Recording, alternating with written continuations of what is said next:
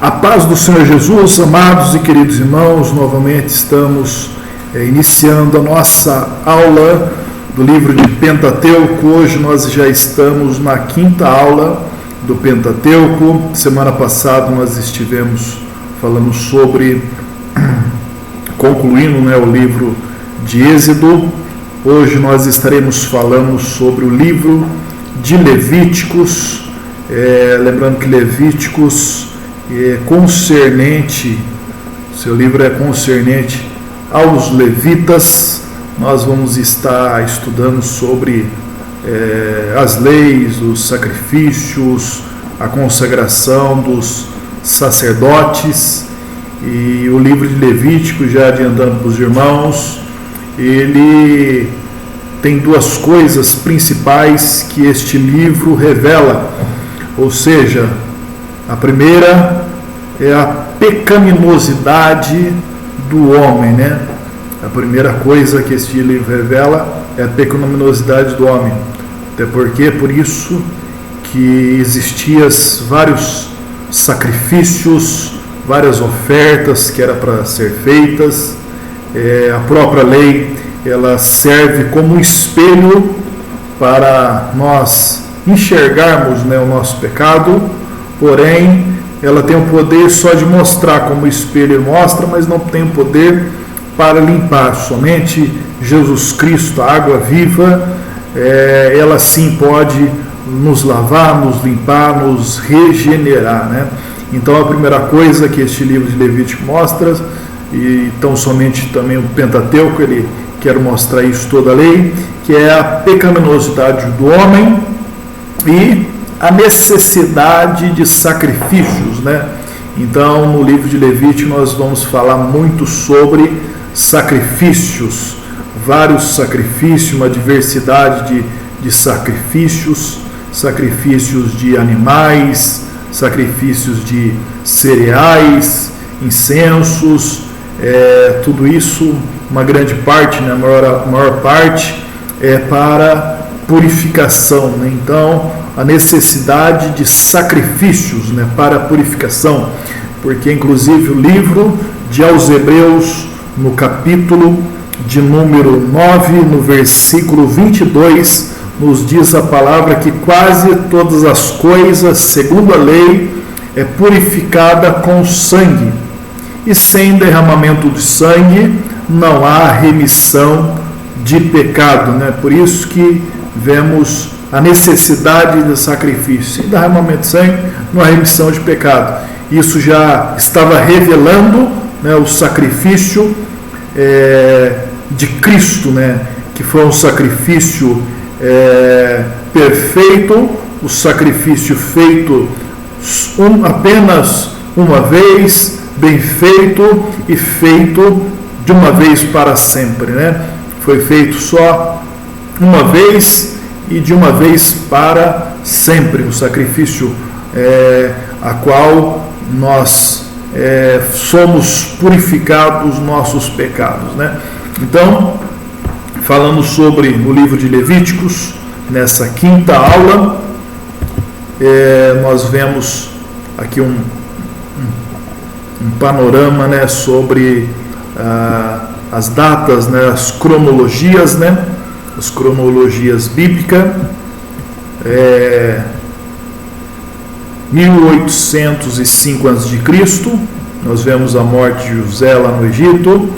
1446 a.C., o Êxodo, a lei e os eventos de Levíticos, Em 1406 a.C., a entrada em Canaã, Então, vemos aí um espaço de aproximadamente 440 anos,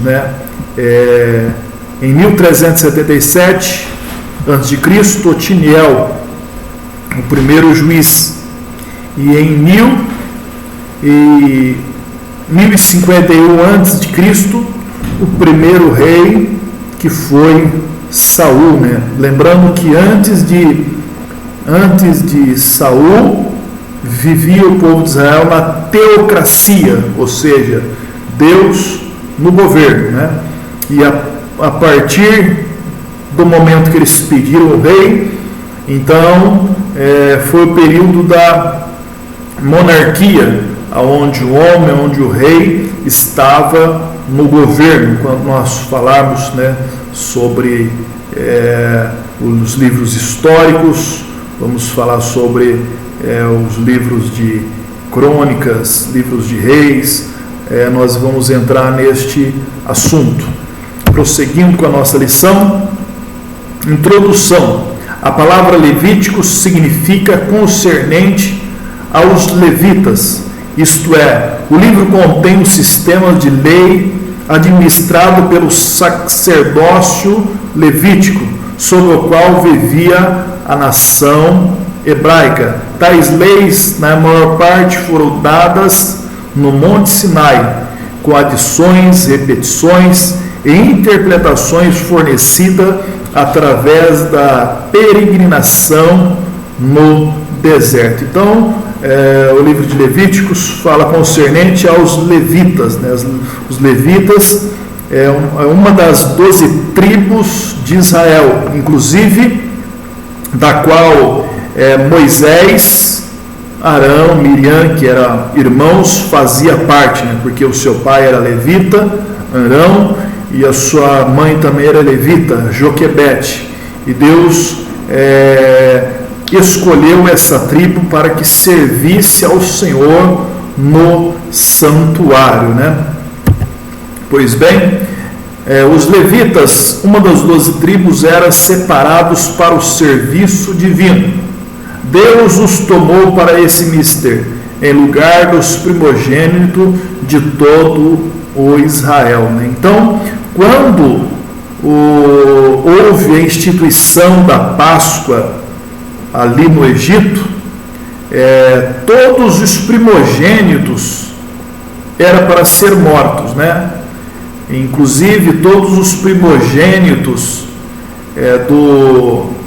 do povo egito morreram, todos os filhos dos egípcios, os primogênitos morreram, mas os primogênitos dos filhos de Israel não morreram nenhum, foram salvos, E esses primogênitos, eles, na verdade,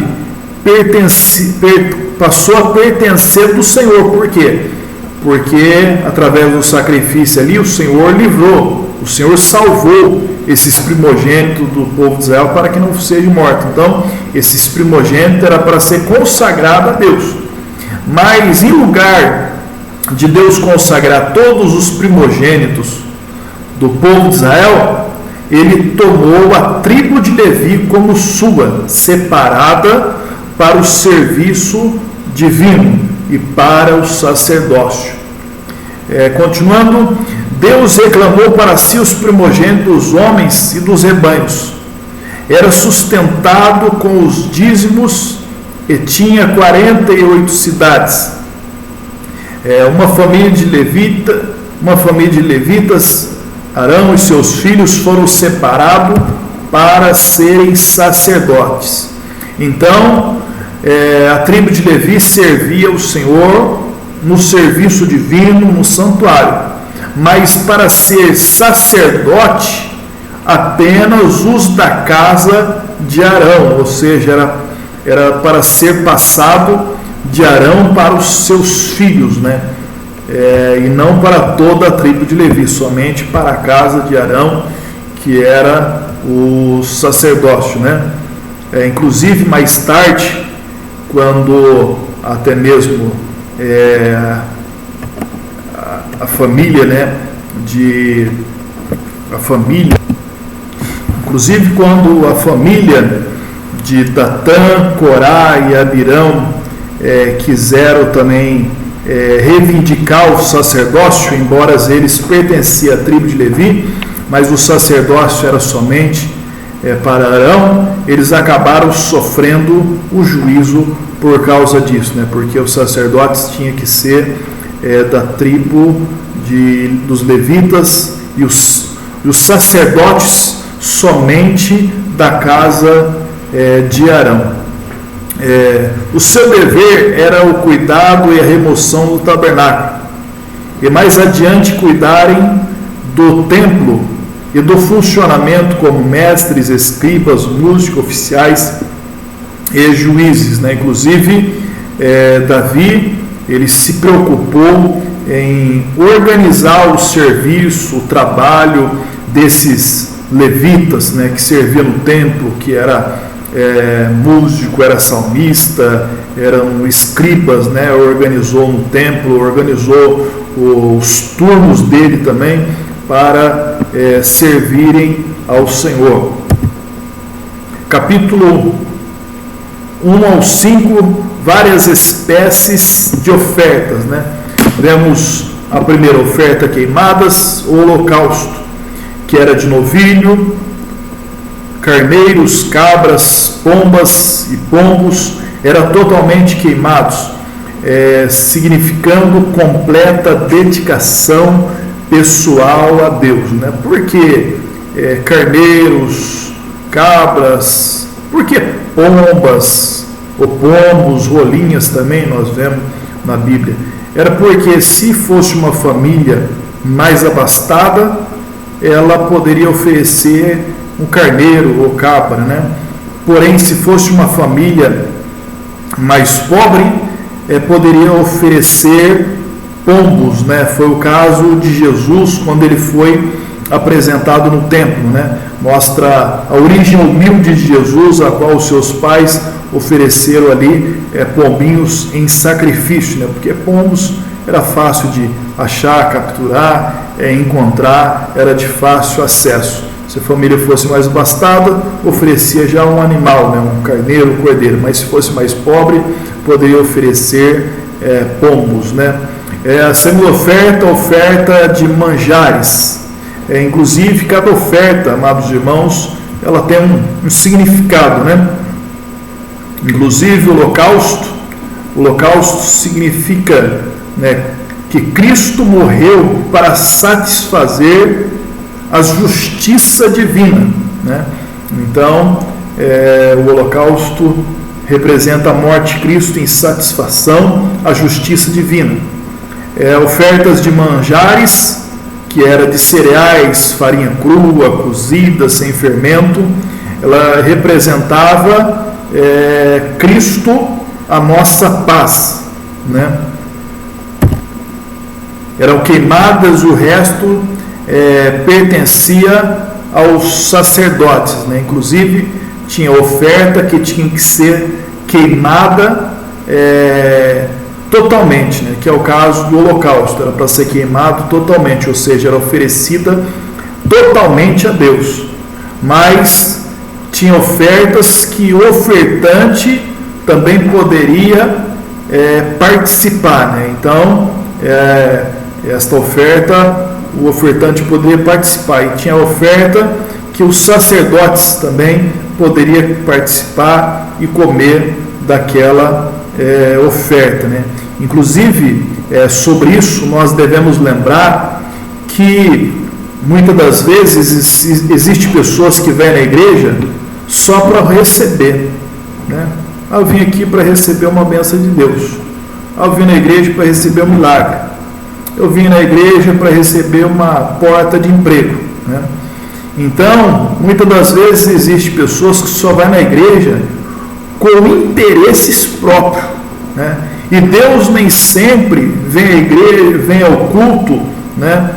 Ele nem sempre se manifesta no nosso meio, né, para nos dar alguma coisa, né? Mas muitas das vezes ele vem para receber, né? Então a pessoa, em vez de vir oferecer um culto a Deus, a pessoa ela vem com o interesse de receber as coisas de Deus, né? Como se Deus fosse um Papai Noel, né, que deveria satisfazer todos os pedidos que as pessoas querem ou precisam, né?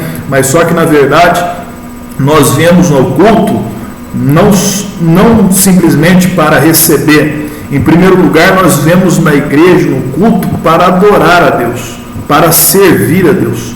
E se nós virmos ao culto à igreja para servir e adorar a Deus, né? E mesmo que nós não recebamos nada, o maior presente Ele já nos deu. que é Jesus Cristo, né?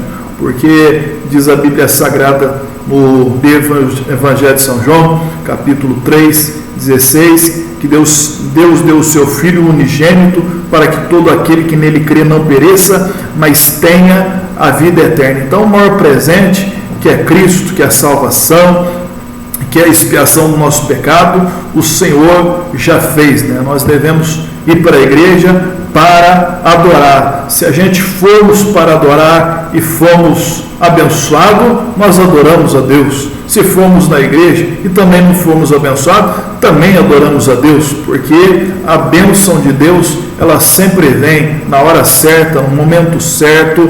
O Senhor, Ele conhece as nossas necessidades, né? Muitas das vezes nós não precisamos, né, vir na igreja só para querer receber, né? Mas só de estar no culto adorando ao Senhor, o Senhor conhece nossas necessidades e Ele é poderoso para nos abençoar. A terceira oferta, ofertas pacíficas, de gado, de rebanho ou de cabras. A gordura era queimada, o resto era comido, em partes pelo sacerdote e em partes pelo ofertante, né?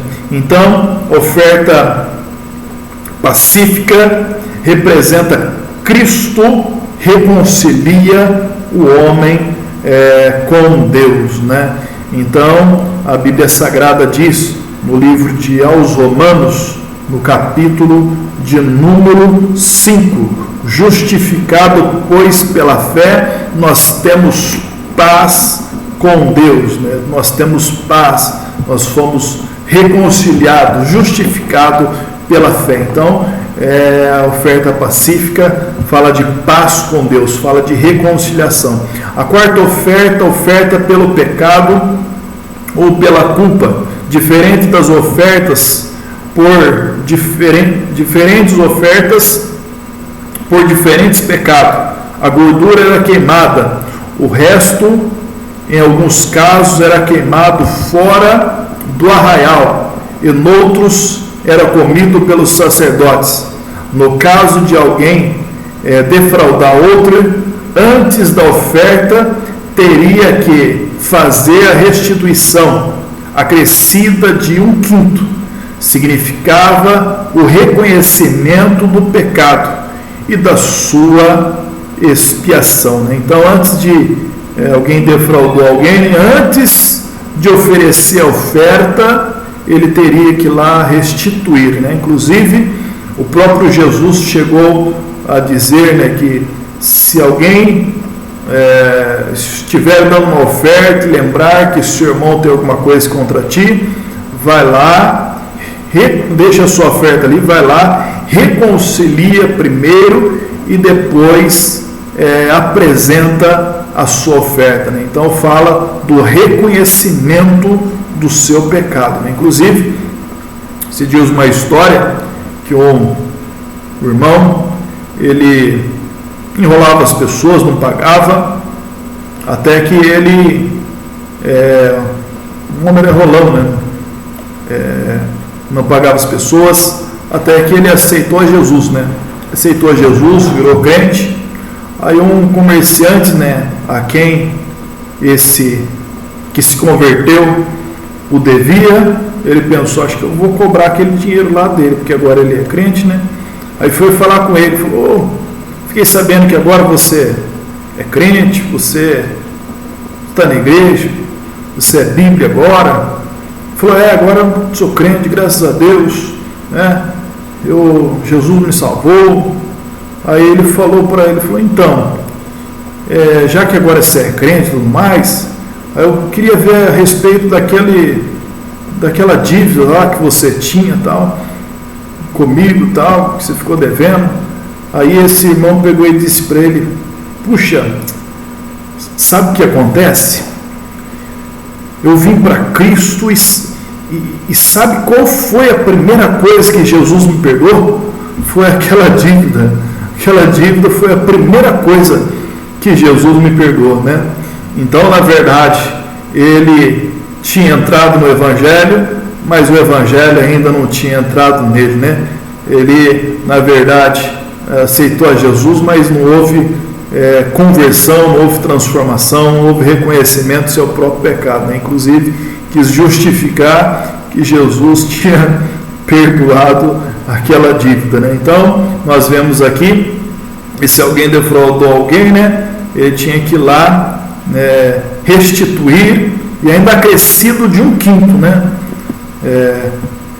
para reconhecimento dos seus pecados, né? Oferta pelo pecado, né? Representa Cristo que se ofereceu por nossos pecados, para agora nos perdoar, né? Capítulos de números 6 e 7, outras instruções sobre ofertas. Além das ofertas mencionadas, havia ofertas de libação, ofertas movidas, ofertas alçadas. Era complemento de outras ofertas, né? O modo de sacrificar. O animal era apresentado no tabernáculo. O ofertante impunha as mãos sobre ele. Por que impunha as mãos sobre ele? Quando trazia o animal, o ofertante tinha que colocar a mão sobre o animal, simbolizando que os pecados dele estaria sendo transmitido, né? Fazendo assim o seu representante, né? E em seguida o animal era morto e o sangue era aspergido sobre o altar. Após o que a parte especificada era queimada, né? Então, quando se colocava a mão sobre o animal, aquele animal passava a ser o representante do ofertante, né? Então, da mesma forma, né, Jesus no Calvário, ele foi representante, ele tomou sobre si, né, levou os nossos pecados sobre ele, né? O castigo que nos traz a paz estava sobre ele, né? Ele tomou os nossos pecados e pelas suas pisaduras nós fomos sarados. A frequência dos sacrifícios. Havia holocaustos diariamente, um cordeiro cada manhã e cada tarde. No primeiro dia de cada mês havia outras ofertas. Nas festas de Páscoa, Pentecoste, tabernáculos, grande quantidade de animais era oferecido. Então, grande quantidade de animais eram oferecidos em sacrifício, né? Por isso que nós vemos que o livro de Levítico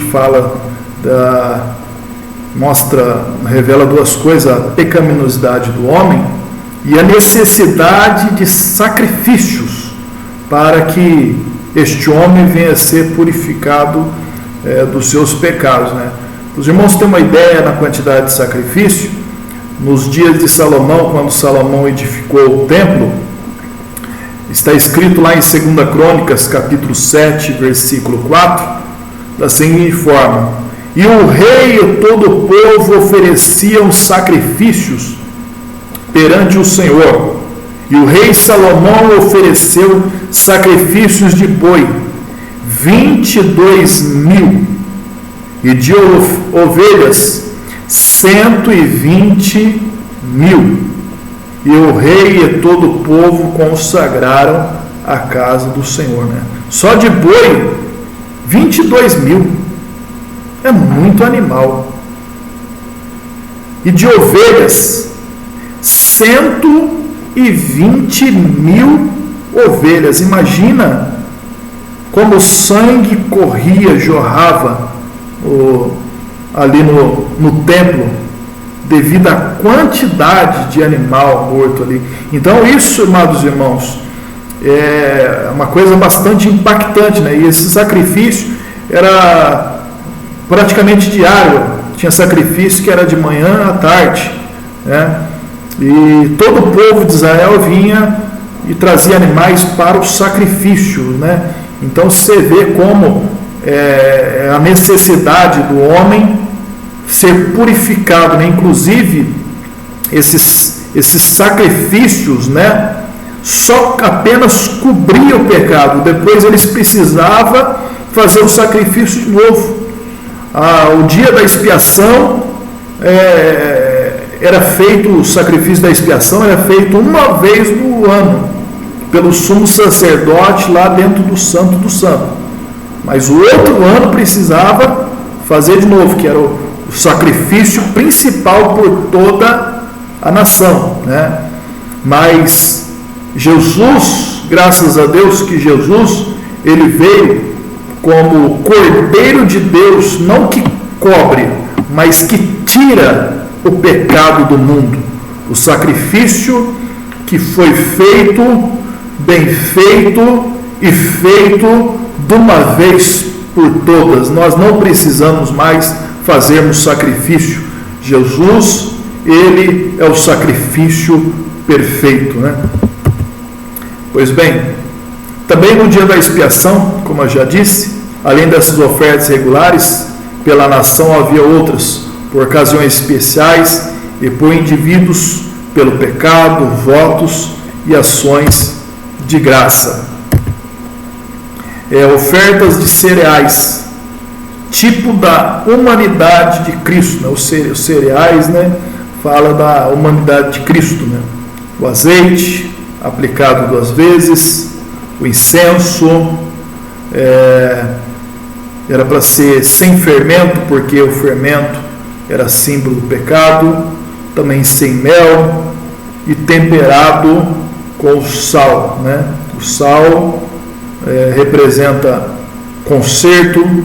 Jesus, ele disse que nós somos o sal da terra, ou seja, nós somos diferentes, nós somos um povo diferente, lavado e redimido pelo sangue de Jesus. Inclusive, o que destaca o livro de Levíticos também é para mostrar que o povo de Israel era um povo diferente, um povo que pertencia ao Senhor, é um povo separado para servir e adorar a Deus. Capítulo 8, 9, a consagração de Arão. Arão, ele foi consagrado para o sacerdote. Arão, que era irmão de Moisés, inclusive o povo de Israel, algumas tribos se enciumaram, porque pensando que Moisés até mesmo tinha escolhido Arão porque era seu irmão, mas só que na verdade foi o próprio Deus que escolheu Arão, né? Inclusive no livro de Hebreus capítulo 5, versículo 4, está escrito: e ninguém toma para si esta honra, senão o que é chamado por Deus, como foi Arão. Então, Arão não era simplesmente irmão de Moisés, mas sim é chamado por Deus. Não existe problema nenhum, né, o pastor colocar o seu irmão, o seu parente, seu filho para o ministério, para assumir algum cargo de liderança, um pastoreado, suceder o seu lugar. Não existe problema nenhum, né? Inclusive existe uma lei brasileira, né, que proíbe, né, colocar cargos, né, políticos até mesmo, pessoas da família, né? Mas só que nós vemos na Bíblia que Arão era irmão de Moisés, mas só que Arão também, assim como Moisés, Arão foi chamado, né? Então, não basta ser filho de pastor, parente de pastor, né? Tem que ter chamado como foi Arão, né? Se não foi, não tome para si essa honra, né? Porque senão, né, não vai dar certo, não vai funcionar, né?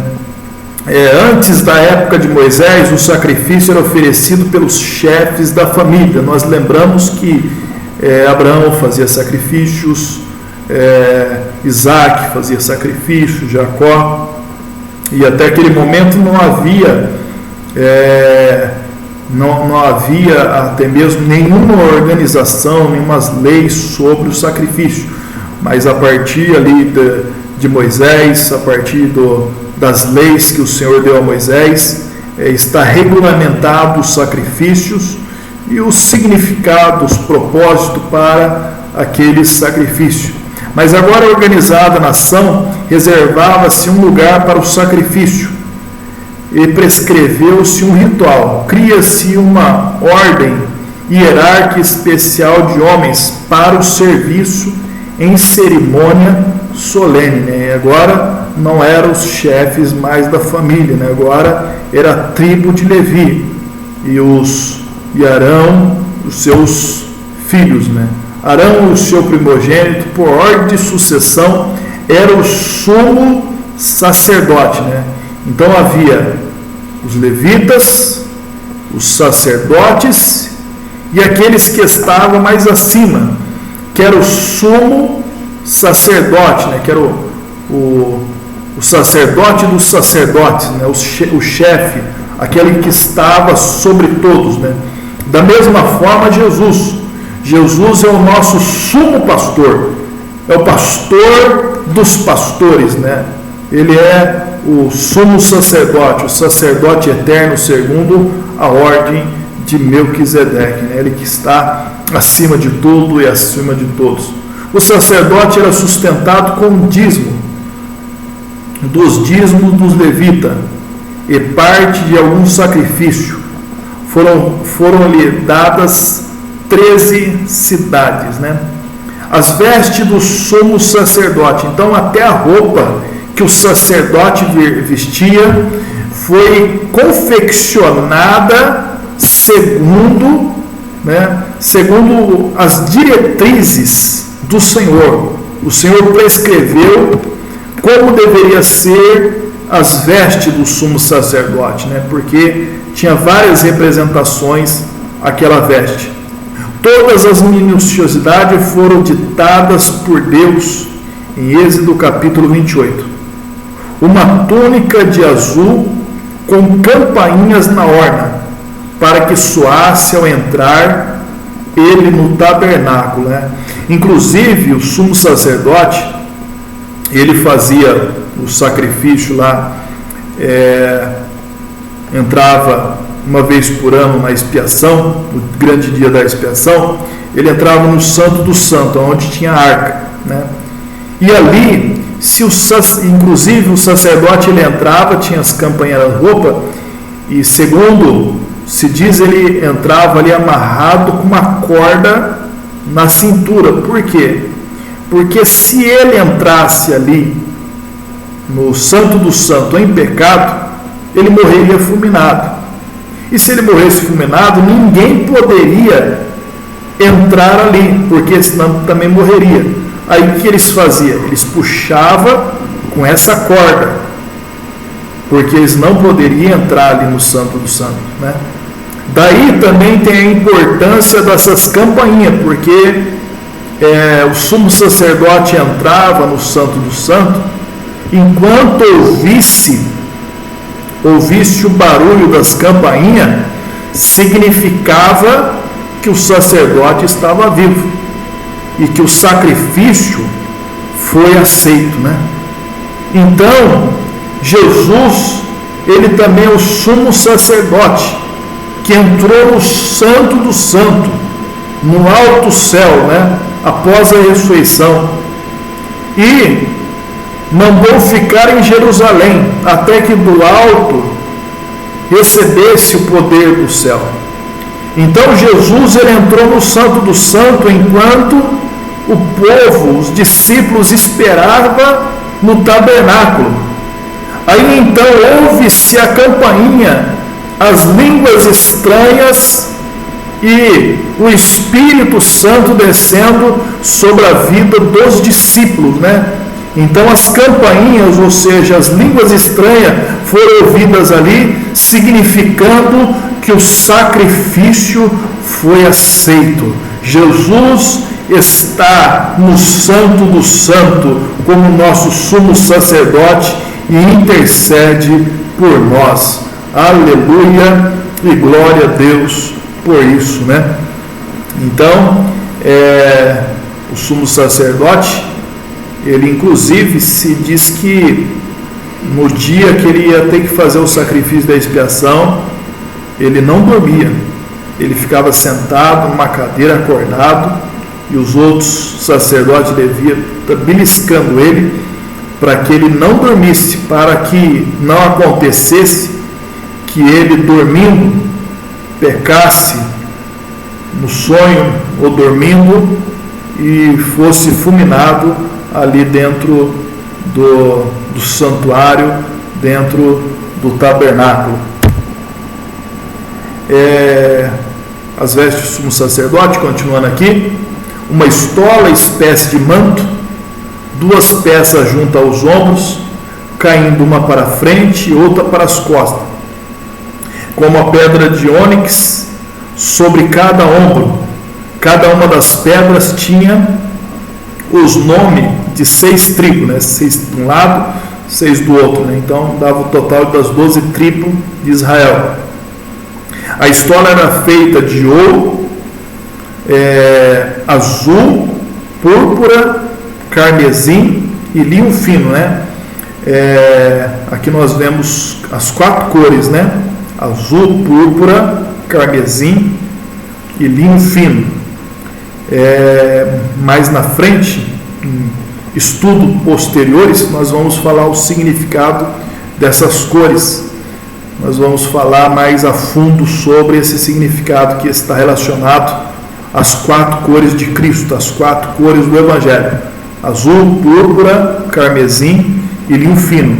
Azul ele representa o azul celeste, fala de Jesus, o homem do céu, que veio do céu, né? A púrpura era a cor da realeza, né? Fala de Jesus como o Rei dos Reis, né? E o Senhor dos Senhores. Carmesim já é o vermelho. O vermelho, carmesim, está relacionado também ao Evangelho, né? Fala do homem sofredor, aquele que veio sofreu por nossos pecados, né? Linho fino é o branco, né? Fala do homem puro, né? Está relacionado aos evangelhos, né? Cada cor nós podemos relacionar essas 4 cores aos 4 evangelhos. Em estudos posteriores nós vamos estar entrando mais a fundo sobre este estudo.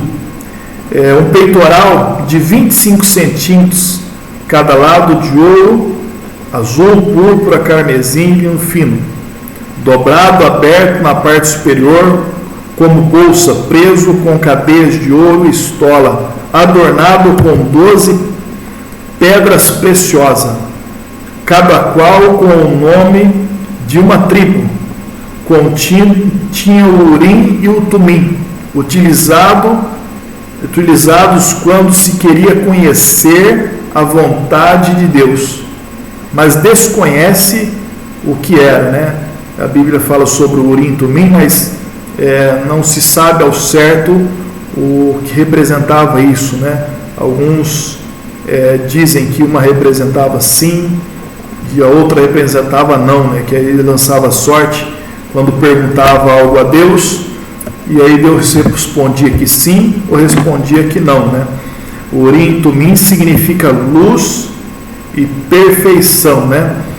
Por quê? Porque a palavra de Deus é perfeita, a palavra de Deus é reta, a palavra de Deus ela é inerrante, a palavra de Deus ela não erra, Deus não falha, né? Se Ele falou, vai acontecer, né? Se Ele prometeu, Ele vai cumprir, né?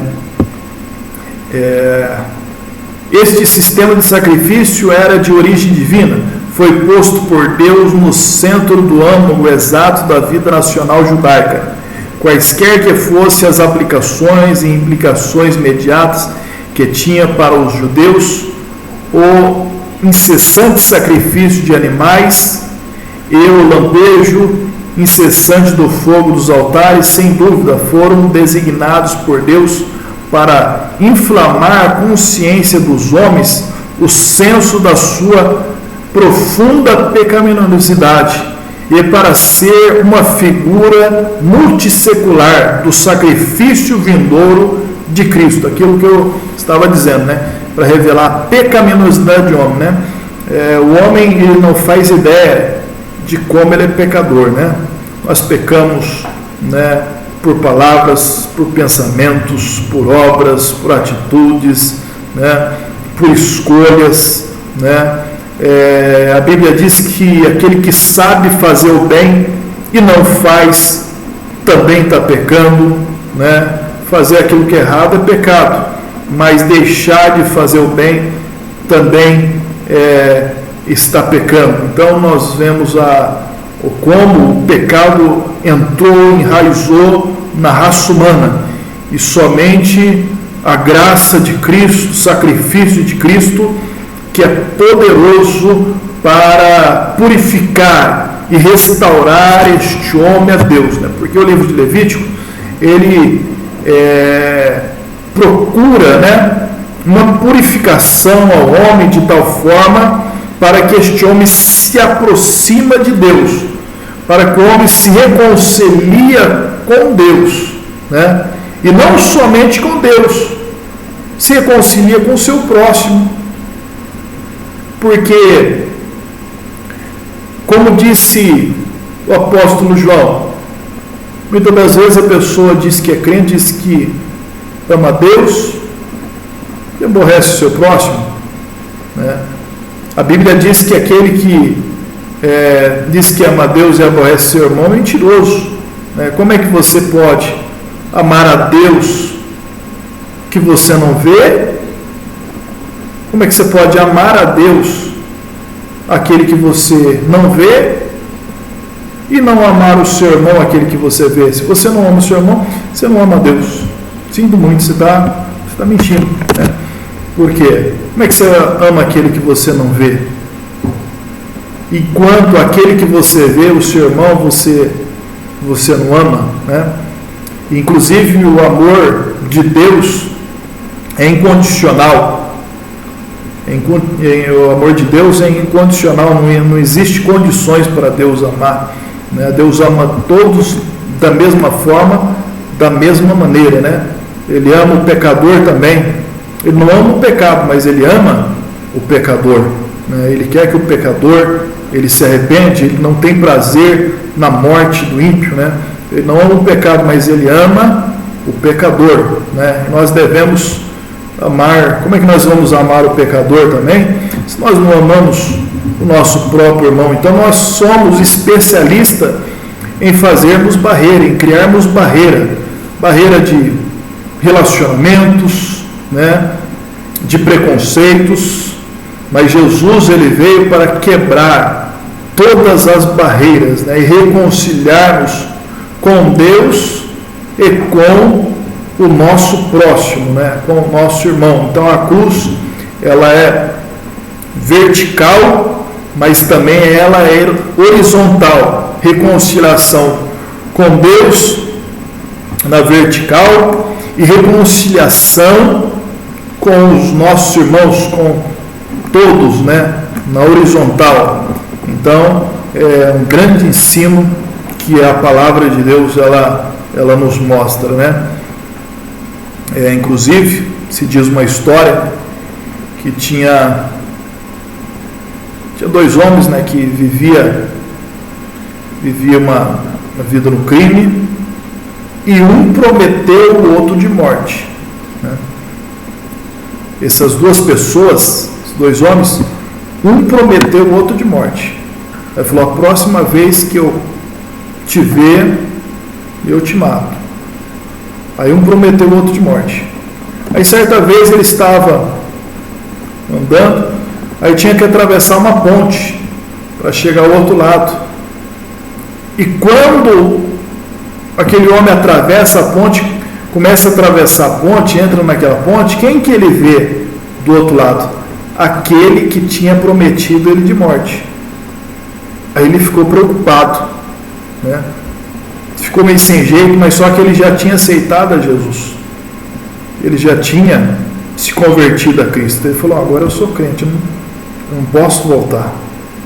Mas só que ele me prometeu de morte. Aí ele não sabia se atravessava a ponte, se voltava. Aí ele decidiu confiar no Senhor e falou: vou atravessar essa ponte. Aí ele estava atravessando. Quando ele chega no meio da ponte, ele olha para aquele homem que era inimigo dele, que prometeu ele de morte. Aí ele chega perto, passa de lado e cumprimenta com a mão. Aí o outro também cumprimenta ele. Ele responde, cumprimenta ele também e fala: agora eu sou crente. Aí o outro diz: também sou crente. Então é pai do Senhor Jesus aí e tal. Os dois se cumprimentaram, se alegraram, já não era inimigo, né? Já não tinha mais ameaça de morte, agora já era irmão em Cristo Jesus, né? Então Jesus, ele veio nos reconciliar, né, com Deus, com o nosso próximo. E também tem um detalhe: ele veio nos reconciliar conosco mesmo, né? Porque tem pessoas que até perdoam os outros, mas tem pessoas que não conseguem se perdoar. E isso é pior, né? É pior do que não perdoar os outros, não conseguir se perdoar a si mesmo, né? Se reconciliar consigo mesmo, né? Então Jesus, ele nos veio para reconciliar-nos com Deus, com o nosso próximo e com nós mesmos, né? Confia na graça, no perdão de Jesus, na purificação de Jesus, né? O demais ele faz em nossa vida. Então, continuando,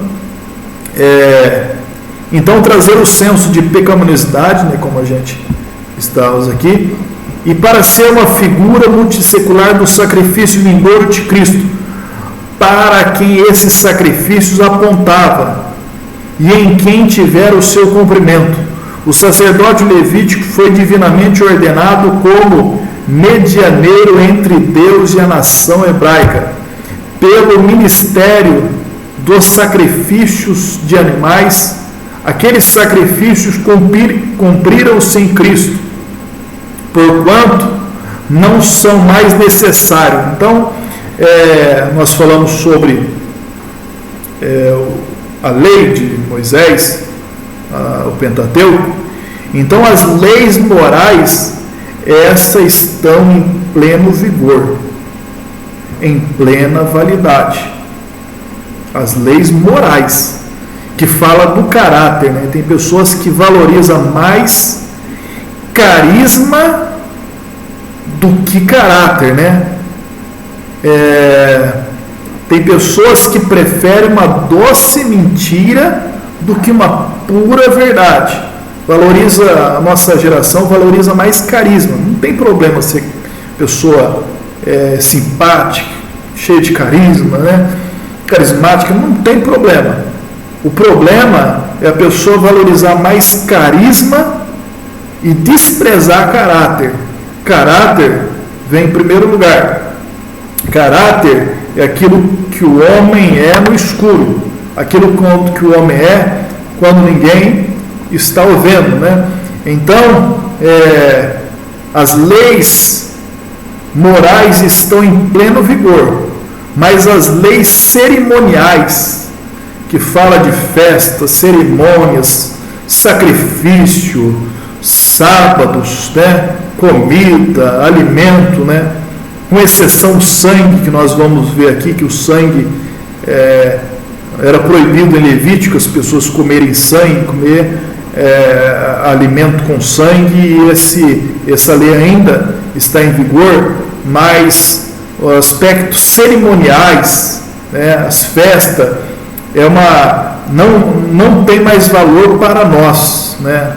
Nós não precisamos fazer mais sacrifício. Jesus é o nosso sacrifício, é o sacrifício perfeito, né? Então as leis cerimoniais e as leis civis diz respeito também à nação de Israel, né? Que fala sobre casamento, sobre coisa do dia a dia, né? Que é exclusiva da nação judaica. Cristo mesmo é o grande sumo sacerdote do homem, o único mediador entre Deus e o homem, né? Então nós não precisamos mais de sacrifício, de sacerdotes. Jesus, ele é o sumo sacerdote. Lá em 1 Timóteo capítulo 5, versículo 2, diz que existe um só Deus e só um mediador entre Deus e o homem, Jesus Cristo, né? Então Jesus é o sumo sacerdote. O que é um sumo sacerdote? O sacerdote é um mediador, é um intercessor, é aquele que faz uma reconciliação entre o homem e Deus, é um mediador entre o homem e Deus. Capítulo 10, Nadab e Abiú. O castigo deles, veloz e terrível, foi um aviso contra a maneira arbitrária de tratar com as ordenanças divinas. Dirige-se até os líderes de igrejas que deturpam o Evangelho de Cristo, adicionando-lhes toda a sorte de tradições humanas e diversos modismos, né?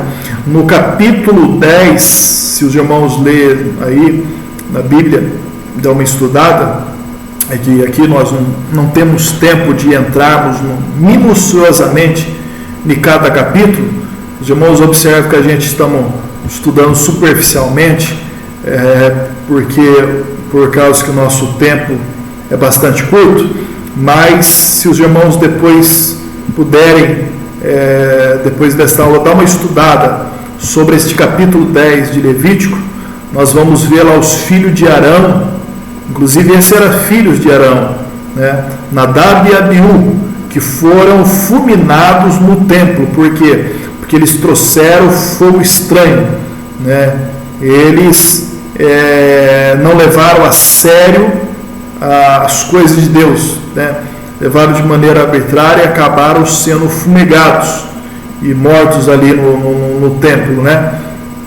Inclusive, né, alguns acreditam, né, que a razão deles serem fulminados, o problema ali seria a embriaguez, né, que eles estariam embriagados. Se os irmãos lerem o capítulo 10, no versículo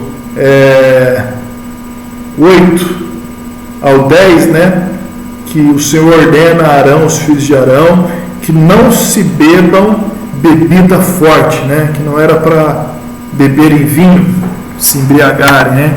Neste capítulo nos mostra isso, né. Alguns acreditam que o problema ali foi devido à embriaguez, mas a questão também é que eles trataram de forma arbitrária, né, as ordenanças divinas, né, e trouxeram fogo estranho, pelo que eles foram fulminados ali, e Arão e Moisés e seus filhos não era nem para chorar, nem prantear a morte deles, né.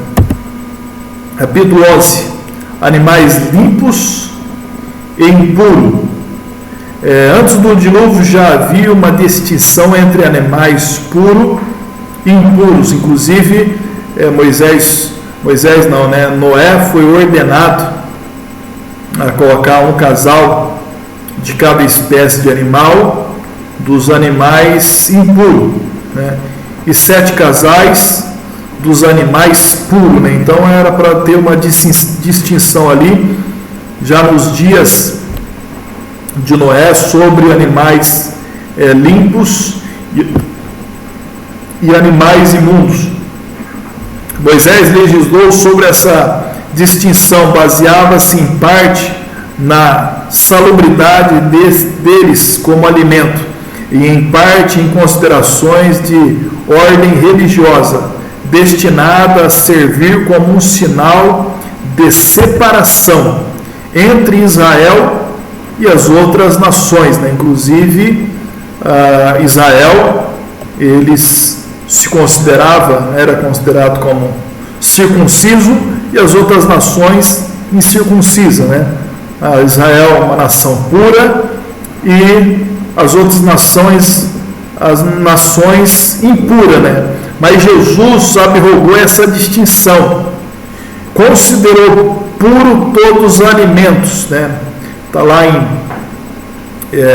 Marcos 7,19, e também Atos 10, 12, 15 esclarece que a distinção não existe mais e que os gentios não podem ser considerados mais impuros pelos judeus, né? No capítulo 10 ali, versículo 12 ao 15, Pedro ele tem um sonho, ou melhor, uma visão, onde ele vê um lençol no céu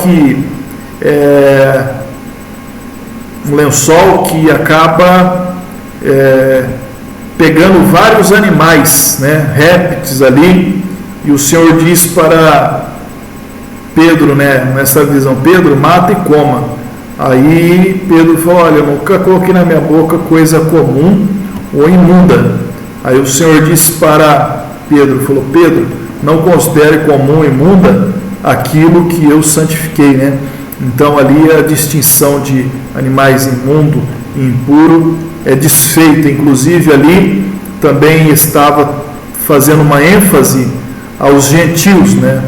Porque naquele momento, né, veio se não me falha a memória, os soldados de Cornélio, que era gentil, para que Pedro fosse pregasse o evangelho para eles.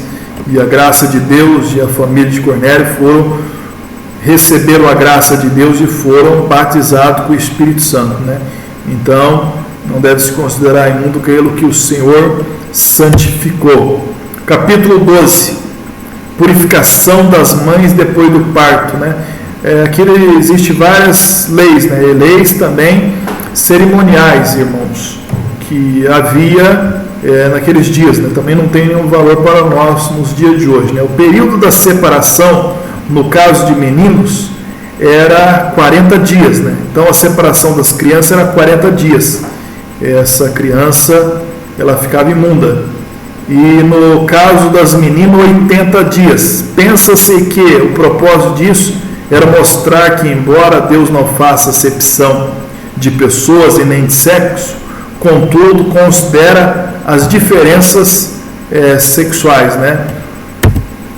Capítulo 13 e 14, preceitos para a lepra.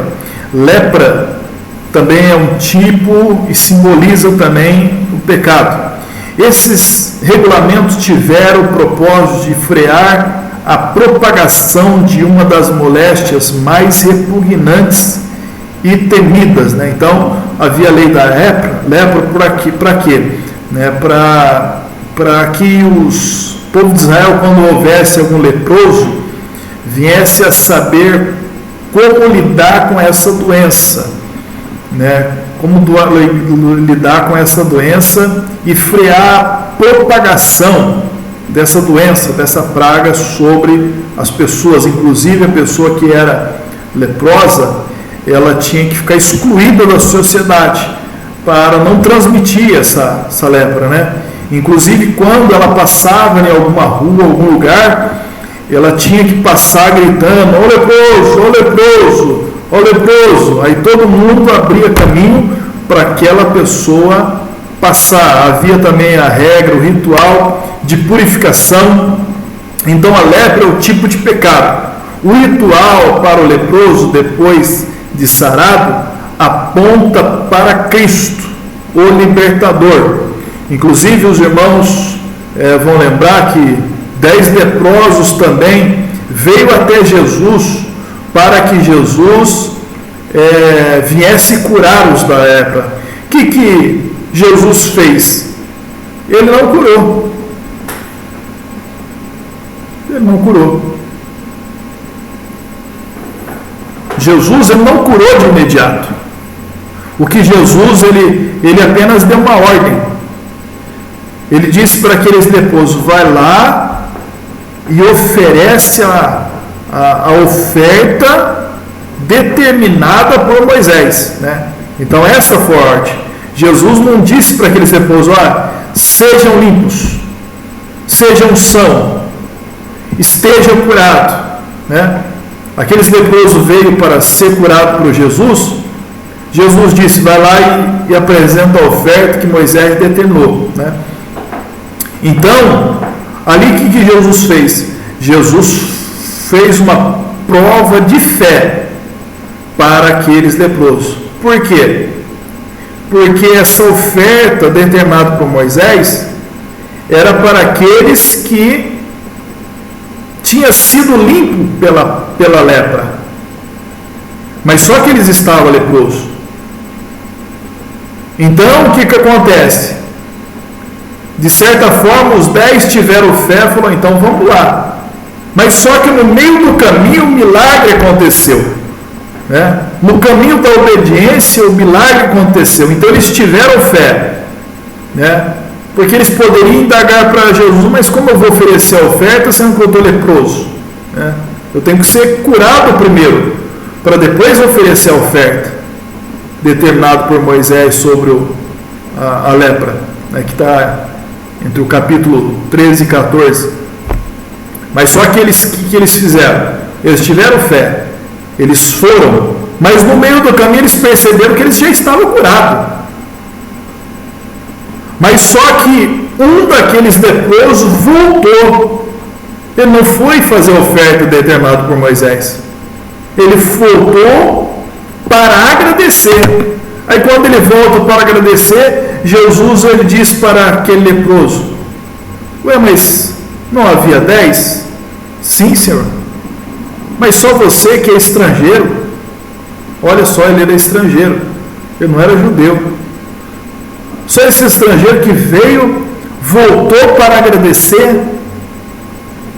Aí então, naquele momento, Jesus, ele além de curar a sua lepra, a sua enfermidade física, Jesus também salvou aquele leproso, né? Por quê? Porque, na verdade, aquele ritual da lepra, da oferta da lepra, ele apontava para Cristo, o libertador, que purifica de todo o pecado, que purifica do pecado da lepra espiritual, né? Então, mostra que Jesus, ele está acima da lei, acima de Moisés, acima da oferta, né? Porque tudo aquilo, o ritual da oferta já representava Cristo, né? Então, aquele estrangeiro, somente ele entendeu e foi lá agradecer, né? Porque Jesus era o cumprimento já dessa lei, dessa oferta, né? Capítulo 15, a impureza. O sistema elaborado de especificações sobre como podia uma pessoa tornar-se cerimonialmente impura e as exigências sobre o assunto parece que tiveram o desígnio de fomentar o anseio físico individual, bem como o reconhecimento contínuo de Deus em todas as esferas da vida. A penalidade para a pessoa penalidade era a pessoa afastar-se do santuário e da congregação. A purificação era em parte pelo banho e em parte pelo sacrifício. Capítulo 16, a expiação anual, ou seja, a expiação que era feita uma vez por ano pelo sumo sacerdote que entrava no Santo do Santo, onde havia a Arca da Aliança. Dava-se isto no 10º dia do mês 7. Era o dia mais solene do ano, ou seja, o dia mais importante. Aquele em que o sumo sacerdote entrava no Santo do Santo para fazer expiação pelos pecados do povo. Os pecados removidos eram de um só ano. Hebreus capítulo 10, versículo 3 fala que de ano em ano o sumo sacerdote entrava para oferecer sacrifício, mas a cerimônia apontava para a remoção eterna no futuro, né? Inclusive, quando João Batista, ele vê Jesus, quando Jesus vem para ser batizado, João Batista lhe diz da seguinte forma: eis o Cordeiro de Deus que tira o pecado do mundo. Os irmãos entenderam essa frase? Vou repetir de novo. João Batista diz assim: eis o Cordeiro de Deus que tira o pecado do mundo.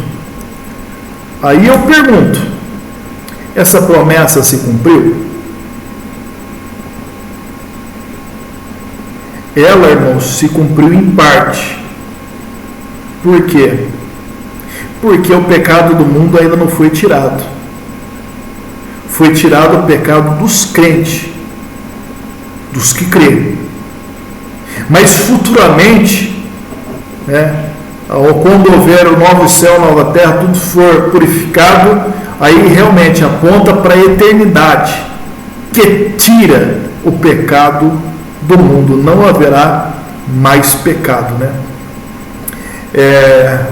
Prosseguindo, capítulo 17, o modo de sacrificar. A lei exigia a apresentação dos animais à porta do tabernáculo. Comer sangue era rigorosamente proibido, na lei. Inclusive tem várias referências aqui, os irmãos podem estar vendo,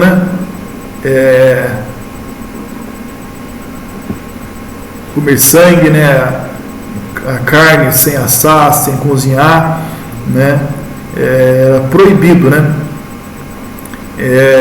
e ainda se os irmãos ler lá no capítulo 15, versículo 29 de Atos dos Apóstolos, nós vemos também essa lei em vigor. Quando tem alguma coisa que está escrito lá na lei que ainda está em vigor, ele é repetido em outras partes da Bíblia, principalmente do Novo Testamento, Capítulo 18, abominações cananeias, Então, todo esse ritual de purificação, que está relacionado a como ao caráter do povo judeu, a cultura, os costumes, as leis que ele deveria obedecer, era para fazer distinção, separação entre eles e os cananeus, eles era para ser diferente. Por isso que o crente precisa ser diferente com o mundo. O cristão precisa ser diferente, na sua maneira de falar. Existe crente que não sabe falar, ele não aprendeu a falar, às vezes vai falar, aí começa a falar palavras que não convém, xingamento, palavras na gíria, palavras que viu o outro falando, É claro que a gente temos que procurar sempre estar lendo, melhorar o nosso vocabulário, para expressarmos, saber falar da melhor forma, mas tem pessoas que você vai falar que dá vontade de você tapar o ouvido, porque só sai baboseira, E tem muitos crentes que não sabem falar. Você já não viu o pregador que vai pregar em cima do púlpito, começa a falar na gíria, a cara, mano, e assim por diante vai indo, Então, para fazer diferença, o cristão precisa ser diferente, Daqui a pouco, tem crente querendo ser, muitos crentes por aí, querendo ser bombado, querendo não sei quem da academia, ter o cabelo do Neymar, e assim por diante, Antigamente, quando eu era pequeno, aí tinha meu chefe, que era mais novo no trabalho, aí tinha meu chefe, tinha uns conhecidos que cortava o cabelo que nem chitãozinho chororó, Aí tem crente querendo imitar, as modas do mundo, Irmãs querendo vestir roupa da Anitta. Vigia, irmãos, nós somos crentes, nós somos povo diferente. Então, Levíticos, a lei mostrava para o povo de Israel que eles seriam um povo, uma nação sacerdotal, um povo diferente dos cananeus, Inclusive o capítulo 12 aqui fala das abominações cananeias, para que eles não imitassem, não fizessem da mesma forma, fosse diferente, Aqui, capítulo 18: se estranhamos que tais coisas como incesto, incesto, relacionamento sexual entre parentes, pai e filhos, né? Sodomia, coabitação com animais, chega a ser mencionadas. A razão é que eram práticas comuns entre os vizinhos de Israel. Contra isso, Israel foi advertido. Inclusive, irmãos, parece mentira, né? Mas esses tipos de prática ainda estão presentes na sociedade de hoje. Sim ou não? Sim. Esses tipos de prática, né, estão presentes na sociedade de hoje, né? E um tempo atrás fiquei sabendo, uma igreja recém-lançada, que chegou de uma forma, uma igreja recém-lançada, que cresceu de uma forma rápida e assustadora, né? Aí, quando foi puxar o histórico, segundo informação, o fundador dessa igreja era um rapaz que pertencia a outra igreja, a igreja do seu pai. E aí, esse rapaz era um grande pecador renomado, né, usado por Deus.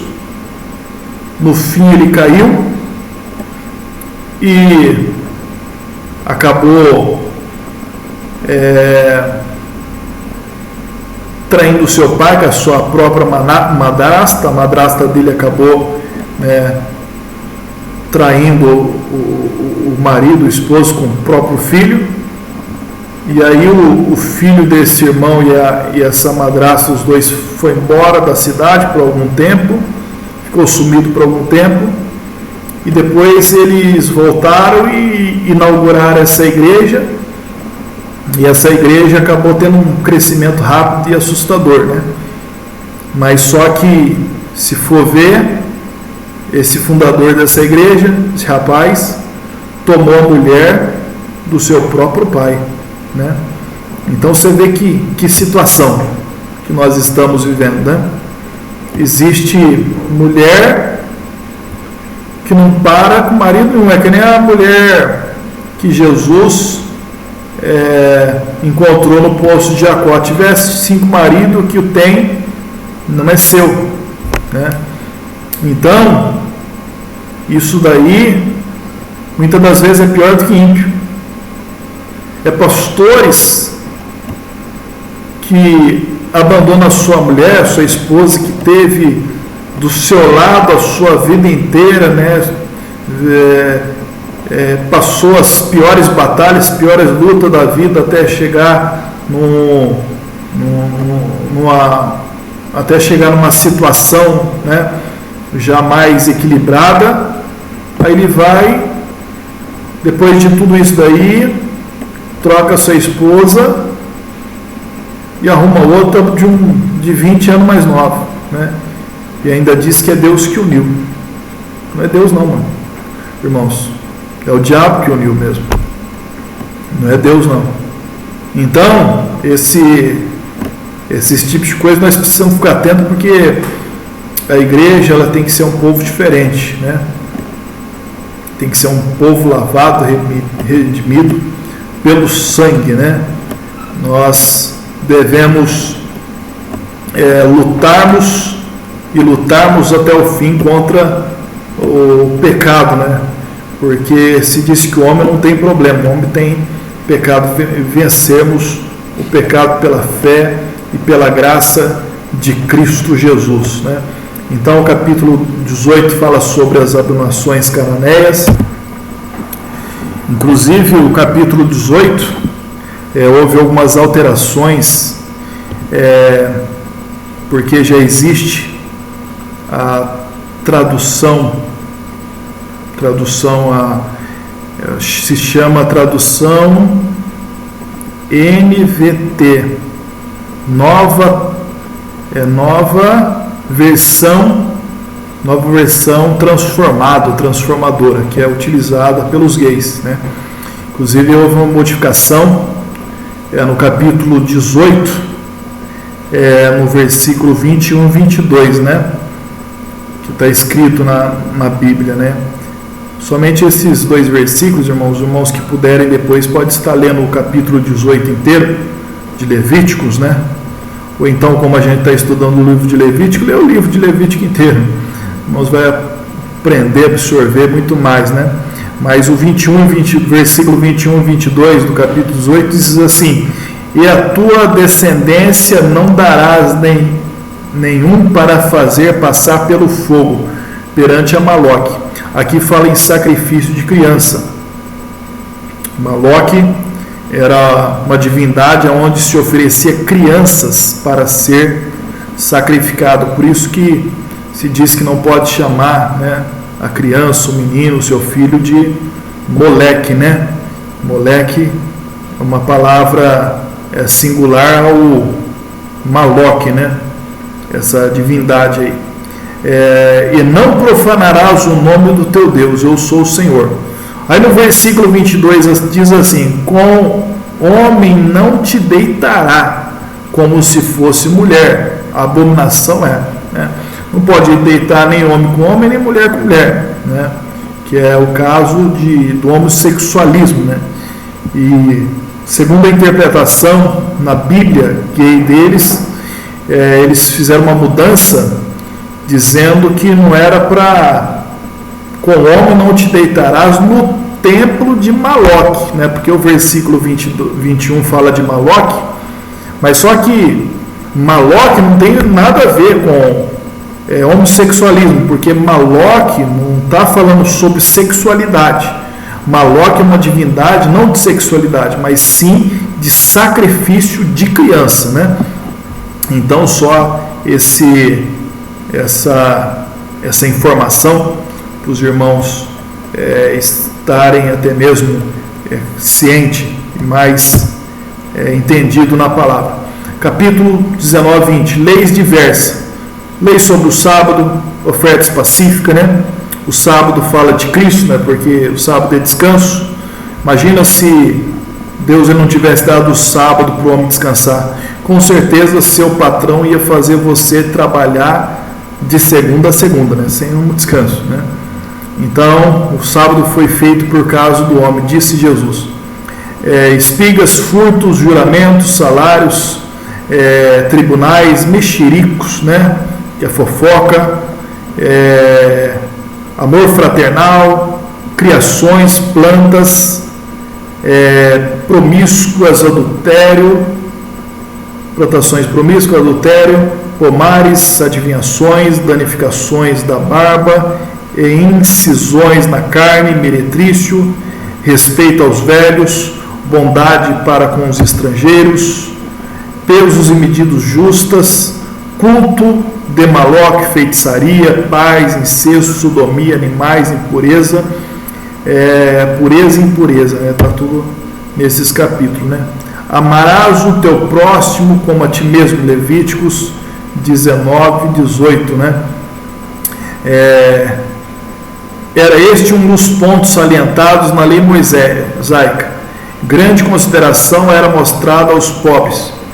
Os salários tinham que ser pagos cada dia. Nenhuma usura devia se tomar. Empréstimos e presentes deviam ser feitos aos necessitados. Espigas caídas deveria ser deixada nos campos para os pobres. Em todas as partes do Antigo Testamento dá-se ênfase constante à singeleza com as viúvas e os estrangeiros, que é o amor ao próximo, né?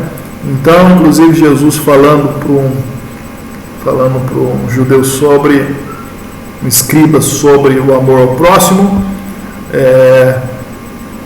aquele escriba perguntou para Jesus qual é o maior e grande mandamento, né?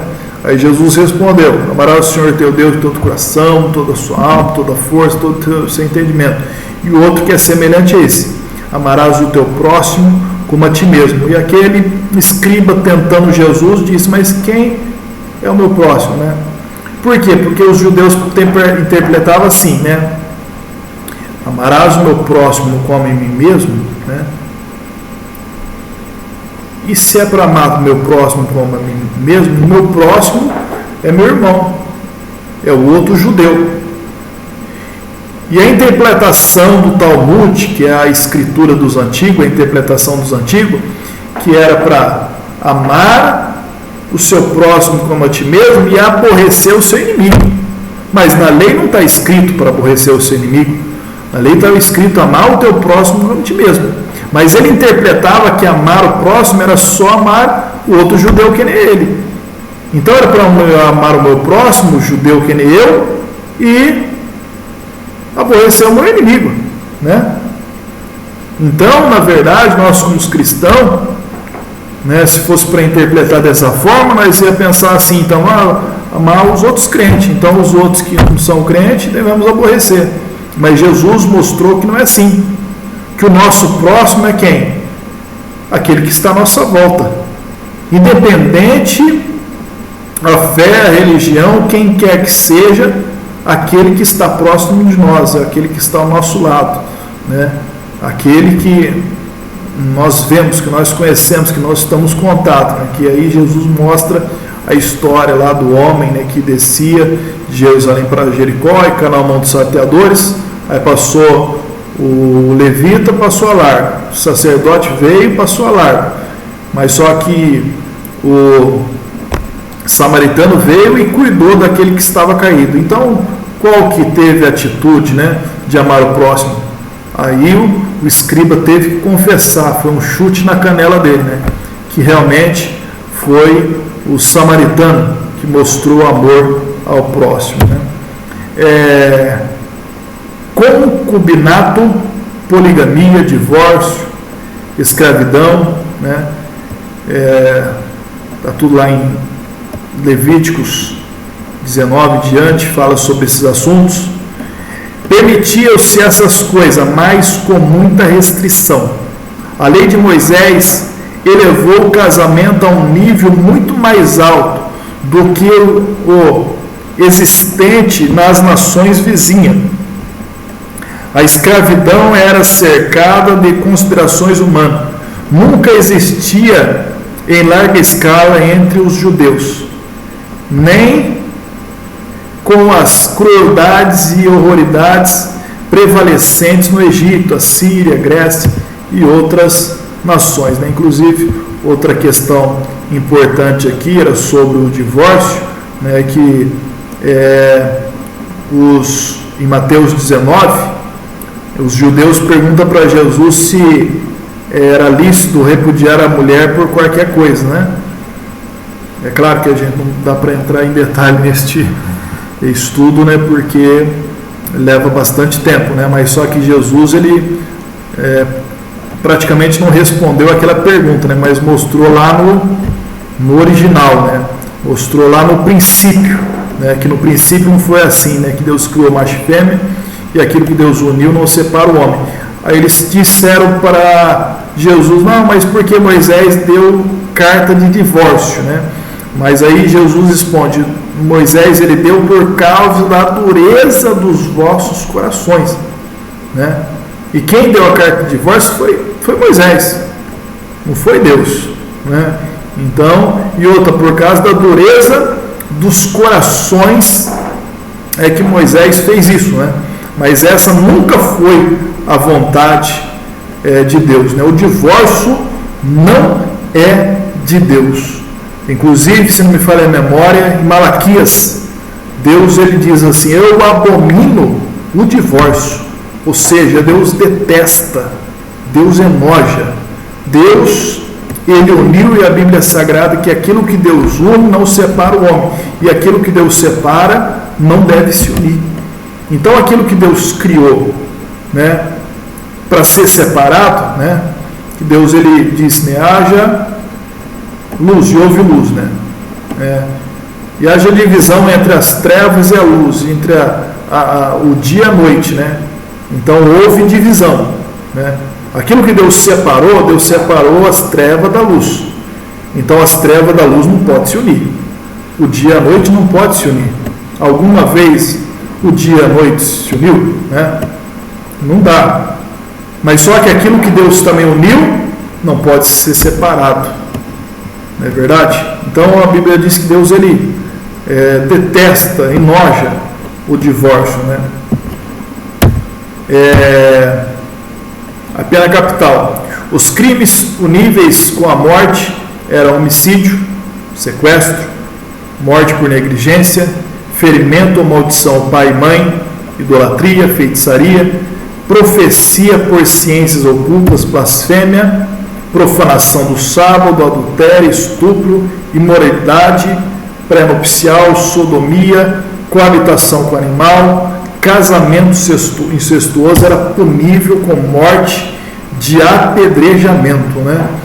Essas leis eram leis de Deus. Algumas são semelhantes às leis de Hammurabi, sobre as quais, sem dúvida, Moisés estava bem informado, embora pudesse ter sido influenciado pela sua formação egípcia e pela tradição babilônica. Contudo, ele repete sempre: assim diz o Senhor. Indica que essas leis foram promulgadas diretamente pelo próprio Deus.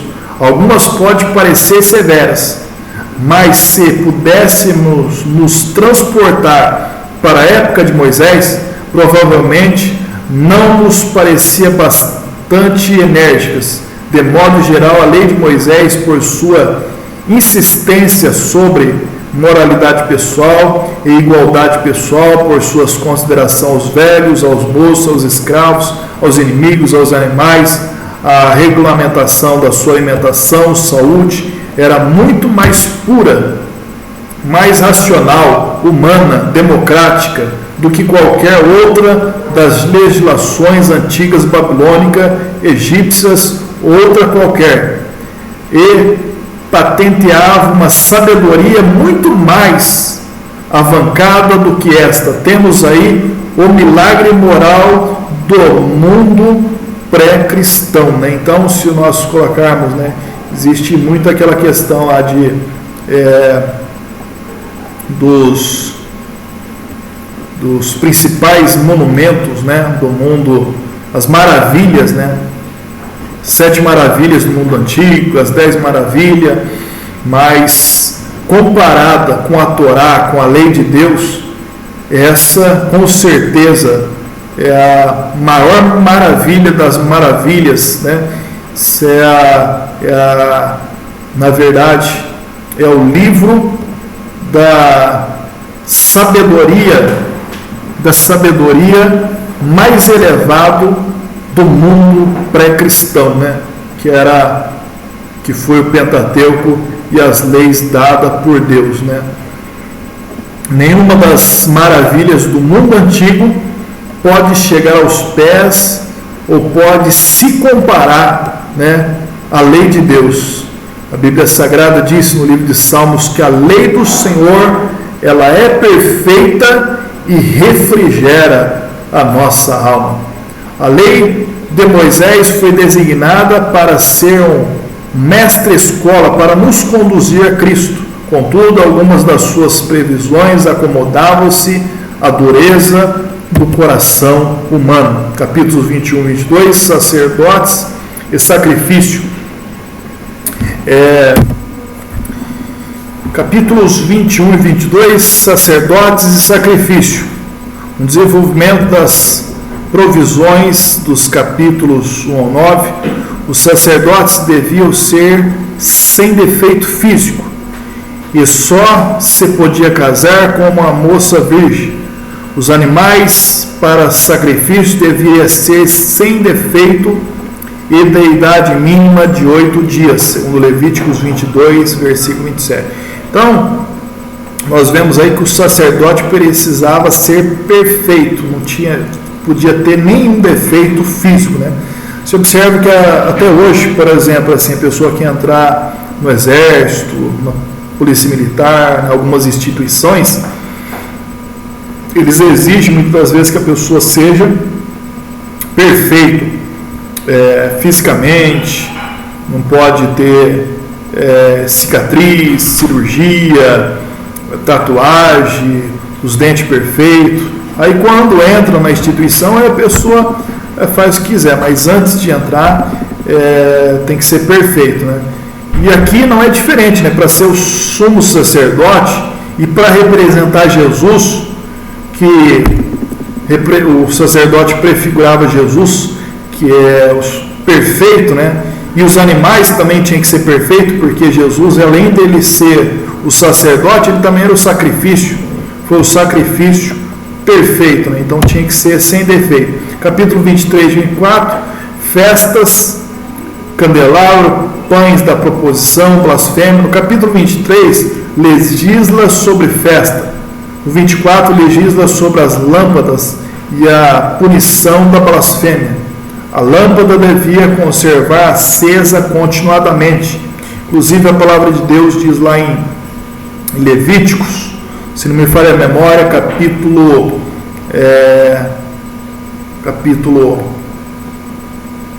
13, 18, 18, 13, que diz: o fogo arderá continuadamente sobre o altar e não se apagará. Então deveria estar acesa, né? E essa lâmpada também é símbolo do Espírito Santo, que também não pode se apagar das nossas vidas, né? Ela tem que estar acesa, né? Seja sempre acesa a lâmpada de Deus sobre a sua vida, né? Como as 10 virgens, né? Que as lâmpadas estavam se apagando, as das loucas, né? E disseram para as prudentes: dá um pouco do vosso azeite.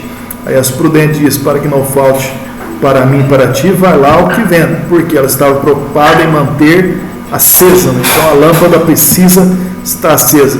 Os pães da proposição tinham que ser mudados a cada sábado. A blasfêmia era punível com a morte. A legislação olho por olho, dente por dente, fazia parte da lei civil. Era perfeitamente justa, né? Leia Mateus 5,38, Lucas 6,27, né? A lei de olho por olho, dente por dente. Capítulo 25, o ano sabático, o ano do jubileu. O que era o ano sabático, né? Contava-se 6 anos, né? O ano sabático era todo o 7º ano, né? Contava-se 6 anos, o 7º era sabático. A terra ficava de descanso, não poderia plantar nem cultivar a terra, né? Poderia trabalhar com a terra até o 6º ano, o 7º não podia. Nenhuma semeadura, nem colheita, nem poda dos olivais. A produção espontânea devia deixar-se para os pobres e peregrinos. Deus prometia dar bastante no 6º ano, que sobraria para o 7º, inclusive, né, ainda era um ato de fé, tinha que ser um ato de fé do povo judeu. Então, nós vemos que tudo é pela fé, e sem fé é impossível agradar a Deus, né? E aqui é um ato de fé também, por quê? Porque eles teriam que crer que a plantação do 6º ano seria suficiente para suprir a necessidade do 7º ano e até o começo da colheita no 8º. Então era praticamente 2 anos que ia ficar sem cultivar a terra, e eles teriam que crer que Deus haveria de suprir a necessidade, né? E nós sabemos que Deus ele supre, porque eles já tiveram experiência no deserto. No deserto eles ficaram 40 anos sem plantar, sem colher, mas no entanto não faltou nada para aquele povo, né? Inclusive o povo de Israel foi para o exílio e teve 70 anos de cativeiro. Por que 70 anos? Por causa dos anos sabáticos, que o povo também ficou sem dar descanso à terra, né? Se os irmãos estudar ali no livro de Jeremias, né? No livro também de Neemias, de Esdra, os irmãos vão entender ali que ali os 70 anos também era por causa disso, porque desde os dias de Davi, né, até o final ali de Zedequias, eles não guardaram o ano sabático, né? Foi 490 anos sem sem guardar o ano sabático. Aí você pega 490 dividido por 7, vai dar 70. São exatamente 70 anos de cativeiro do povo de Israel na Babilônia, para que a terra viesse a ficar esses 70 anos ali descansando, né? Para que a terra guardasse o sábado, né? Então Deus, ele tolerou esses 490 anos, mas quando Deus ele foi acertar a conta, Deus ele quis o pagamento à vista, né? Dos 70 anos sem descanso da terra, que foi os 70 anos do cativeiro da Babilônia. Também tinha um ano do jubileu, que era todos 50 anos, né? Então 7 vezes 7, 49. A numerologia faz parte da tradição judaica, da palavra de Deus. Nós vemos bastante sobre numerologia, né? Mais para frente acredito que vamos estudar sobre isso, nós vamos aprender um pouco. Então 7 vezes 7 dá 49. Então contava-se 49, aí no ano 50 era o ano jubileu. Então seguia-se ao sétimo ano sabático, havendo pois 2 anos seguidos de repouso, começava o dia da expiação. Todas as dívidas eram canceladas. Então, no ano do jubileu, que era o ano 50, todas as dívidas eram canceladas. Os escravos eram libertados, as terras vendidas eram restituídas para os seus próprios donos. Jesus o considerou como a figura do grande jubileu que veio para proclamar, né? Lucas capítulo 4, versículo 19, Jesus ele proclama lá o livro de Isaías: eis que o Espírito do Senhor está sobre mim, porque o Senhor me ungiu para pregar boas novas aos quebrantados, ao contrito de coração, proclamar liberdade aos presos, né? E anunciar o ano aceitável do Senhor. E qual era o ano aceitável? O ano do jubileu, quer dizer, o ano do perdão. Jesus ele veio para dar perdão, liberar o perdão, anunciar o ano aceitável do Senhor. Nós vivemos no ano aceitável do Senhor. Jesus ele diz: vinde a mim, todos vós que estão cansados, oprimidos, e eu vos aliviarei. Eu sou a porta, quem entrar por mim salvar-se-á, entrará, sairá e achará pastagem, né? Então Jesus veio anunciar o ano aceitável, ele abriu a porta, né? Mas só que um dia essa porta também ela vai ser fechada. Tribos, e dentre todas as tribos e as famílias, uma venda equivalia ao arredondamento até o ano do jubileu. O que significa isso, né? E quando vendia uma propriedade, na verdade eles não poderiam vender, eles poderiam alugar as suas terras, as suas propriedades. Como a terra era do Senhor e tinha dado herança em cada tribo, então isso não podia vender permanentemente para outra pessoa, como nós fazemos nos dias de hoje. Nós vendemos uma casa, aí ficamos para outra pessoa. Mas para os judeus não, eles vendiam, mas era equivalente, né, ao ano do jubileu. Por quê? Porque quando chegasse no ano do jubileu, a propriedade tinha que voltar para os donos originais, né? Então significa assim: quanto mais longe estiver o ano do jubileu, quando se comprava uma terra, mais caro ele era, porque ia demorar mais tempo para voltar ao dono original. Quanto mais próximo tivesse do ano do jubileu, mais barato era. Então, se faltasse 40 anos para o jubileu, o preço era 1. Falta 5 anos para o ano do jubileu, aí o preço era outro, era mais barato. Por quê? Porque chegava no ano do jubileu, era um perdão total para a nação e as propriedades, os presos eram libertos. Capítulo 26, obediência ou desobediência.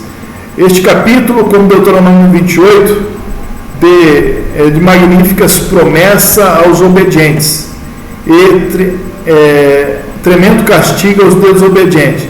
É um dos mais notáveis capítulos, né? O capítulo 26 de Levítico e Deuteronômio 28, que fala sobre a bênção e a maldição, né? A obediência, ela é sempre recompensada, porém a desobediência, né? Ela é sempre punida, né? Nós vemos que nos dias de hoje, muitas das vezes, o justo não é recompensado, né? E os injustos muitas das vezes não é punido, né? Mas porém na eternidade todas essas coisas serão acertadas. Às vezes pode não ser acertado aqui, mas a eternidade vai resolver todas essas coisas, né? A obediência será recompensada e a desobediência ela será punida, porque muitas das vezes as pessoas fazem as coisas aqui e não são punidas, né? Porém, na eternidade essas coisas serão resolvidas. Capítulo 27, votos e dízimos. Na verdade, nós vemos uma regulamentação sobre votos e dízimo, né? E tem muitas pessoas que dizem, chega a dizer que dízimo o dízimo hoje em dia não é mais válido, porque o dízimo era coisa da lei. Mas nós já estudamos o livro de Gênesis e nós vemos que Abraão, ele deu dízimo antes da lei.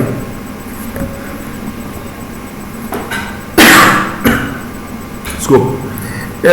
Jacó também deu dízimo antes da lei. Então, na verdade, aqui na lei foi regulamentado, porém está em pleno vigor, né? E foi ratificado também por Jesus, né? 1/10 do produto da terra e do aumento dos rebanhos e da manada deveria ser dados a Deus. Mencionam-se 3 dízimos: Levíticos, o Levítico, o festivo e o dos pobres, cada 3 anos, né? Pensa-se alguns que havia só um dízimo, usado em parte para a festa, em parte para os pobres, né? Pensa-se outros que o dízimo das festas era tirado dos 9/10 deixados, depois que se pagava o dízimo levítico. O dízimo esteve em uso muito antes dos dias de Moisés. Abraão e Jacó pagaram o dízimo. Entre os judeus destinava-se o sustento aos levitas, e os levitas se ocupavam do governo civil tanto quanto o serviço religioso. Certo é que os cristãos devem dispor-se a dar tanto para a manutenção do evangelho quanto os judeus davam para o seu culto. E ainda mais, Deus declara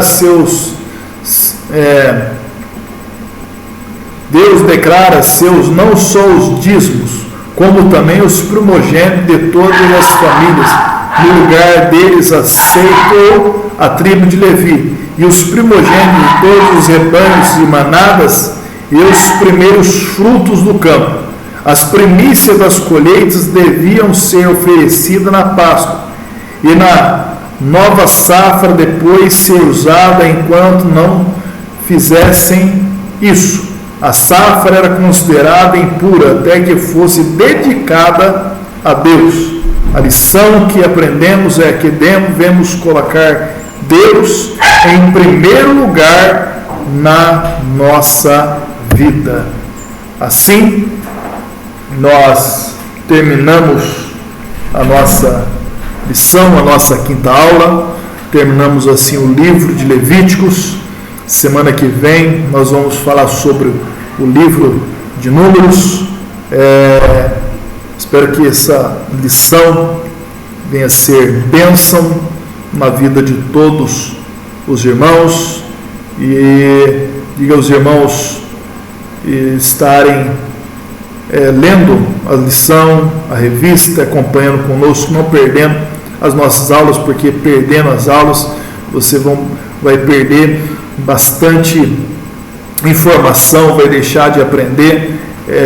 muita coisa nessas lições que nós trazemos para os irmãos, e assim vamos despedir dos irmãos, recitando a nossa divisa no 3, 1, 2, 3. Dá instrução ao sábio e ele se fará mais sábio. Ensina o justo e ele crescerá em entendimento. Provérbios 9 e 9. Que Deus abençoe todos os irmãos no nome de Jesus.